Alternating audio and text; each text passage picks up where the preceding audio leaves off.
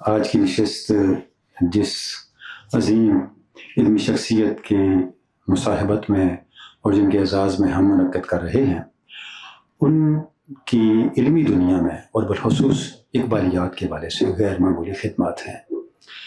عالم عرب کے اندر جس طرح ڈاکٹر صاحب نے اقبال کی فکر کو متعارف کروایا ہے اور اس کے لیے کنٹریبیوٹ کیا ہے، بلا شبہ وہ ہماری اقبالیاتی تاریخ کا ایک بہت بڑا سنگ میل ہے۔ ہمیں ان سے جو تعارف ہوا وہ ان کا جامع زیتونیہ تیونس میں ہونے والا جو ایک سلسلہ ہے محمد اقبال الاستشراق والمستشرقون کے حوالے سے ہوا کہ انہوں نے علامہ اقبال کی فکر کو کس طرح عالمی سطح پہ سمجھا جا رہا ہے، اس فکر کے حوالے سے مغربی دنیا میں کیا کیا مغالطے پیدا ہو رہے ہیں۔ ایک سیریز ہے علمی مباحث کی جس کو انہوں نے آغاز کیا، اور اس کے کچھ پبلیکیشنز اقبال کا بھی پاکستان کے پاس بھی آئیں، اور ہمیں بہت سے فکر اقبال کے گوشوں سے آگاہی ہوئی جن سے پہلے ہمیں شناسائی نہ تھی کہ عالم عرب اقبال کو کیسے سمجھ رہا ہے، اور مغرب میں علامہ اقبال کی فکر کے حوالے سے ہونے والے جو اعتراضات ہیں یا جو کنفیوژنز ہیں، ابہامات ہیں، التباسات ہیں، ان کو عالم عرب کس آنکھ سے دیکھ رہا ہے، اس سے تعارف ہمیں ڈاکٹر صاحب کی علمی کارناموں سے ہوا۔ اور ہم ڈاکٹر صاحب کی خدمت میں عرض کرنا چاہیں گے کہ ہم نے ان کے بھیجے ہوئے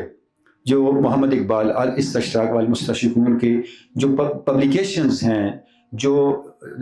مقالات کے مجموعے ہیں، ان میں سے ایک کا ہم نے اردو میں ترجمہ بھی مکمل کر لیا ہے،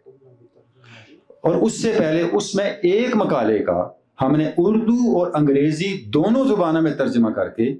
اپنے ریسرچ جرنل اقبال ریویو میں شائع کیا، جس پر ہمیں اہل علم کی طرف سے، پاکستان کی علمی کمیونٹی کی طرف سے ہمیں یہ دعوت دی گئی، اس چیز کا تقاضا کیا گیا کہ آپ بہت اچھا ہوگا کہ آپ بقیہ مقالات کو بھی انگریزی یا اردو میں ترجمہ کر کے ہمیں دیں، تاکہ ہمیں پتہ چلے عالم عرب علامہ اقبال کے دفاع کے لیے کیا کر رہا ہے، کیونکہ یہ وہ ایریا ہے علمی دنیا کا جس سے اہل پاکستان بہت کم آشنا ہے۔ اسی تقاضے کو پورا کرنے کے لیے جناب پروفیسر ڈاکٹر عبدالرؤف رفیقی صاحب، ڈائریکٹر اقبال اکیڈمی پاکستان، نے ہمیں حکم دیا کہ آپ یہ جو محمد اقبال الاستشراق والمستشرقون مجموعہ مقالات ہمارے پاس آئے ہیں، ان میں سے ایک کا اردو میں ترجمہ کرے۔ الحمدللہ ایک کا ہم نے ترجمہ مکمل کر لیا، ابھی وہ کمپوزنگ کے پروسیس میں ہے، اور بہت جلد اس کی ہم اشاعت بھی کریں گے۔ ہم جتنا بھی شکریہ ادا کریں ڈاکٹر بوزیدی صاحب کا وہ کم ہے کہ انہوں نے غیر معمولی طریقے سے